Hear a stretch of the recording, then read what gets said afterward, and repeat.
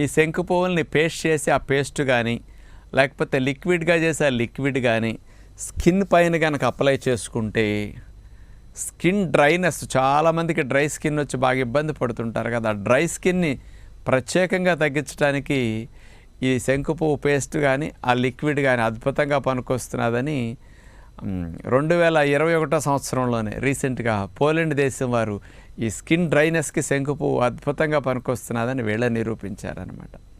ఈ శంకు పువ్వులు బ్లూ కలర్లో ఉంటాయి కాబట్టి బ్లూ కలర్లో ఉన్న యాంథోసైనిన్స్ మన శరీరం లోపలికి వెళ్ళాక ఇది ఒక స్పెషల్ యాంటీ ఆక్సిడెంట్ బాడీలో తయారవుతుందట. దాన్నే వీళ్ళు unique type of anti oxidant అన్నారు.